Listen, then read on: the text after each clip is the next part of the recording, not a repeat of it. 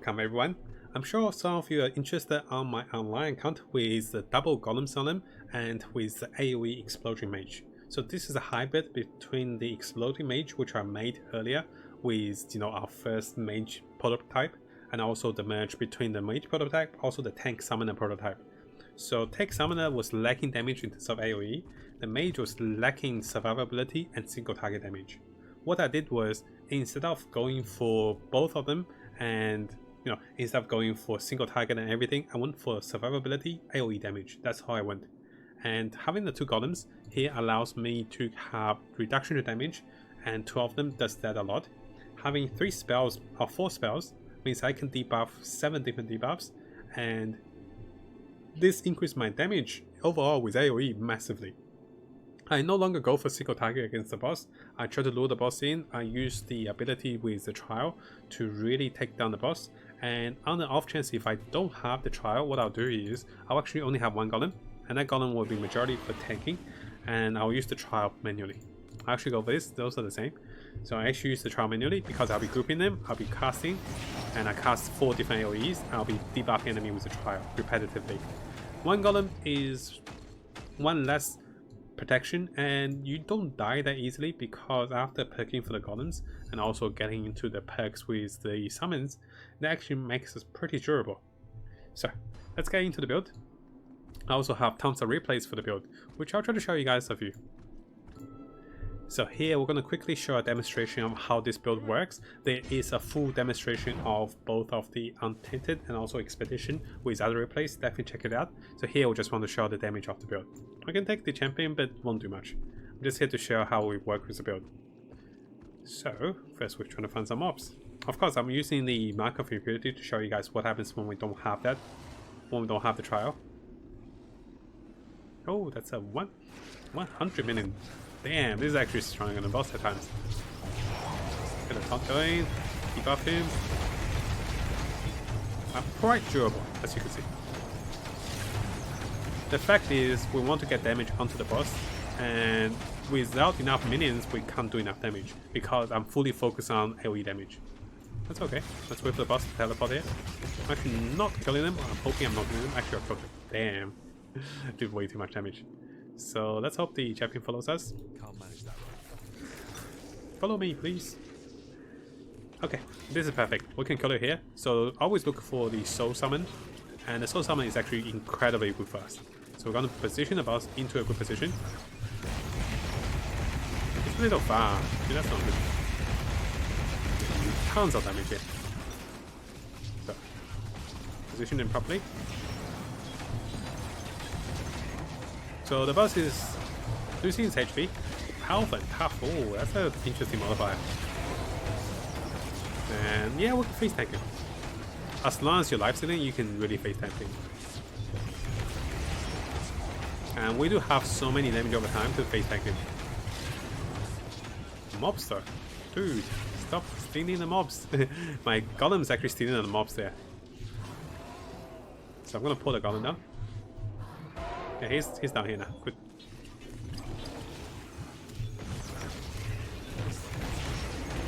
As you can see, the whole build circles around the AoE damage, and the more AoE damage we do with the units against the boss, the better it is. Because they will explode, and in return, they will do more damage to the boss. This guy needs to stop moving. And this is not the best demonstration. At other times, we do much more damage, simply because those minions actually are real HP. Only 800k, which this should be a little higher. And we're not getting a lot of minions. So we did half of his HP. This is the same fight as normally you will see against the boss. So you know the final boss. This is actually a little stronger than the final boss. This final boss is about 80 million, and this is about 40 times stronger. Keeps breaking too. Can't get the AoE onto him.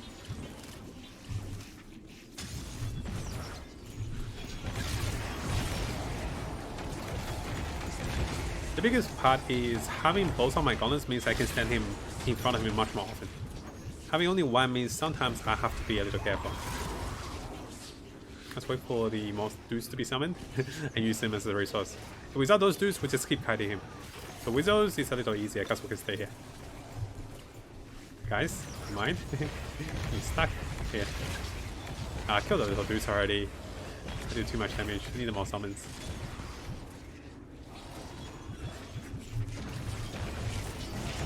Let's make use of the dudes. Almost there. Once he's 15%, he dies instantly. Downside is, notice my golem is pretty much stuck onto him. The golem won't die that easily. And it's a good thing, because I have a really good tank.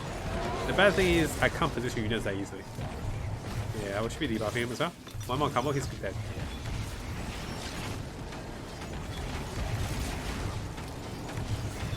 He's gone. Is he? No, he's gone. He's so dead. Yeah, there you go. He's gone. So, that was a pretty good demonstration. It is about 120 million, and with most bosses, you do want to be actively looking for the soul summon, or you want to be looking for a lot of small monsters, or you have a pack of those. Just kind of time the boss walking towards you, make sure you grab them, you AoE them, and that's all we needed to do.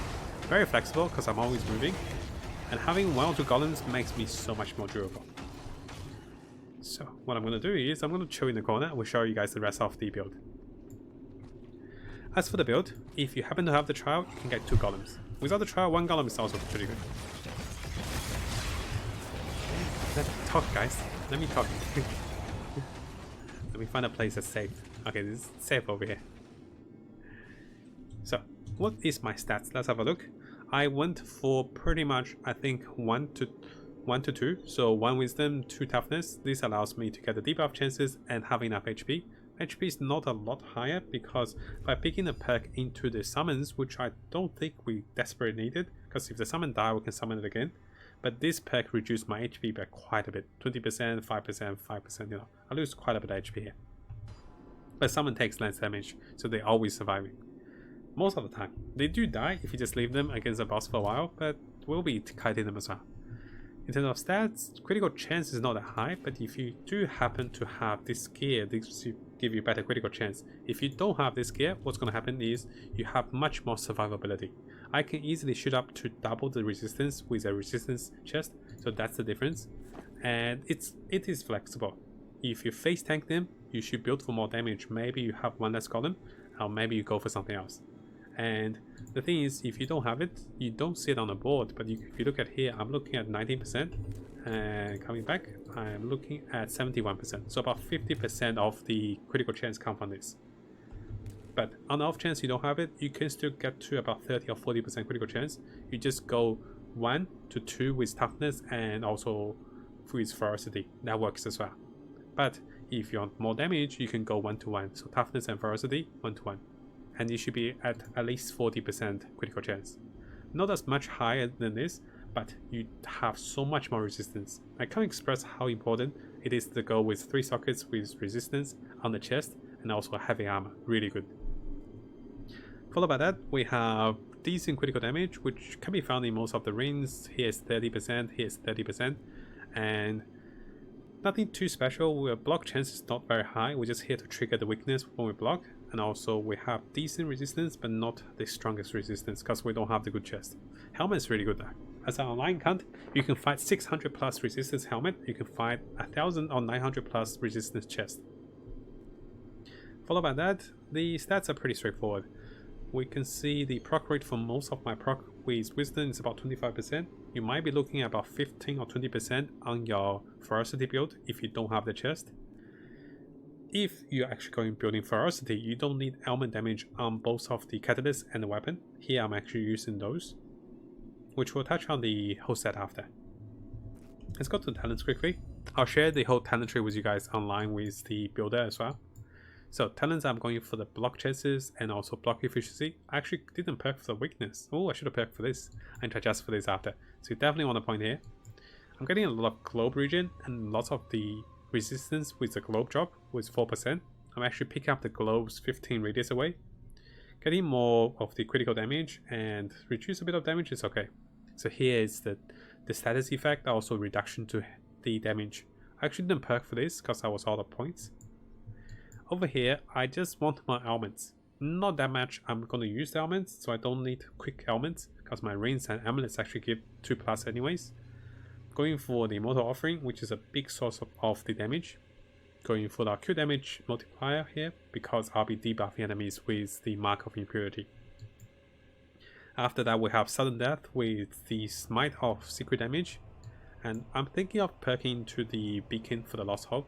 And this gives me more damage as a multiplier. And to do so, I need to grab Globes for the Force Shield. After that, this is the fun part with the golems. You can go 1 to 3 golems, and each of those golems make you stronger because you just take 20 or 30% less damage. Sacrifices, you do want to perk in here, so they don't actually die. They can be dying, you can be summoning them again actually. Lastly, you want Elevated Gain and Salvatory Uncope here because you will be using the resistance gears. I only perked this because of my helmet. It's a little wasteful, but it's still good stat stuff. So overall, we are very durable, and you can swap things around. If you don't need all 3 AoE, you can go for 2 of, I have 4 AoEs here. Even the cannon is AoE. I'll show you guys the cannon. The cannon here is also AoE. It debuffs for the poison and bleeding. Here we debuff for status. After that it's burn and shock. After that it's the weakness. And lastly we also have the curses. So 7 different debuffs.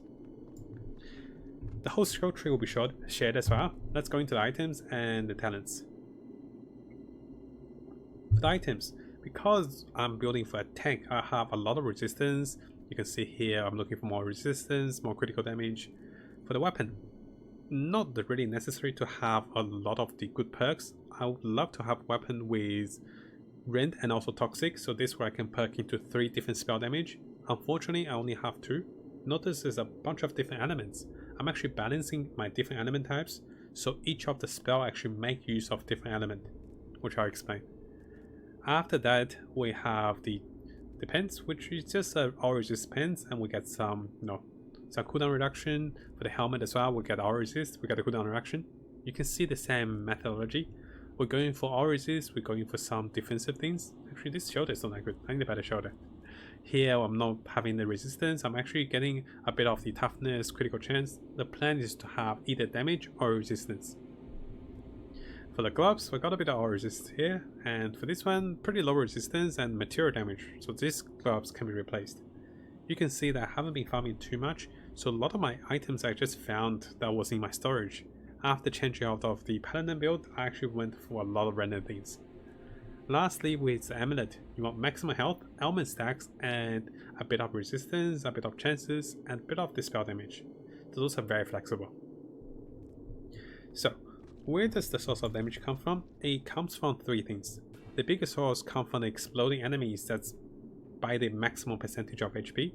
If enemies are exploded by the max HP, the good thing is, if you crit on that, that does incredible amount of damage. The downside is, if you're exploding them, if you don't have enough critical chance, they won't critical. I'm not sure how Mark works, maybe it uses the critical chance here, that's not good for me, but if you use the ice chance, I'll have about 70%. If you only uses this, it's better to go with ferocity. And if you've seen our hunter build with the ranger exploding ghost ranger, that's really good.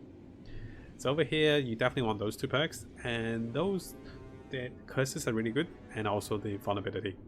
For me, I can cast this manually, I can cast it with the belt. Don't have the belt, then we cast it manually. Major source of damage is here. We're actually a globe exploding mage with summons, so we'll be pulling enemies in with the globes. We'll be, pulling them multiple times. We'll do 2 casts, increased range, and also increased reaction. This is actually my highest source of damage. And this does anywhere close to 500,000 or maybe 2 or 3 million per second, or even higher. For the tier, well, I'm actually perking the ice into a fire damage, so I actually get a fire element chance. Also, we get the shock element because my highest source of spell power damage is actually lightning. So this way I guarantee I'm triggering 2 different elements, and that's not ice. So if I have ice, I actually lose my element. So here we have both burn and shock. After that, we have reduced willpower, lower cooldown. This damage over time is really good, otherwise it's just a big ice fall. Damage over time means you actually debuff enemies, and also you get lots of perks for your globes. We get the element score, we get the cooldown reaction. Similarly, we go for solo fall because we're range mage, so we can keep a distance. We get the damage over time, Holy Nova, also critical damage, because this one will proc with ice. This is because ice and lightning are my highest spell boost, and those are the 2 elements for my spells. Go for the reduced time casting. Here will become the static cast, and lastly we get a tick rate. So this one is a source of damage and it will crit very often. It also debuff enemies. For the Livor Mortis, I have been trying to level it up, and once we get to level 60 I can have one more perk.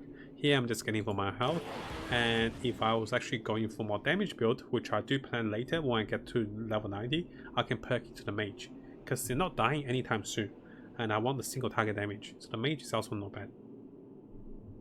You can see that I'm going for health, I'm going for damage return, not really that. Maybe movement speed, maybe generate, or maybe go for generate. So attack speed, don't really need that actually. Damn, increase damage. No, we don't need that. Chance to infinite elements, well, we can go for that. So this means the summons actually have toxic, and summons that has the lightning have a chance to inflict elements. Those are optional because I'm not going for damage on my Livor Mortis for now. When I go for damage, I actually go for attack speed, damage, and also the Mage. Lastly, for the cannon, because I have damage to attacks, so 2 types of damage, damage to spells and damage to attacks. Because I have damage to attacks here, I'll actually have the poison and bleeding chance on the cannon. This allows me to debuff enemy with 2 additional debuffs, so this adds up to 7 different debuffs. And the cannon itself doesn't do a lot of damage. Its sole purpose is to add towards the AoE damage we do, and make sure we explode units with the mark of impunity. So those are the 3 AoE, 4 AoE. And usually the Golem should be over here, and this will actually bait enemies. And that's all guys. This is my online progress with the Mage build. We will be adjusting for this. I'll be testing out with 3 Golems. I'll be testing out with Bleeding Edge maybe over this one. We'll be testing out a few things. But the cornerstone is you don't need that much for this build if you actually adjust a little bit.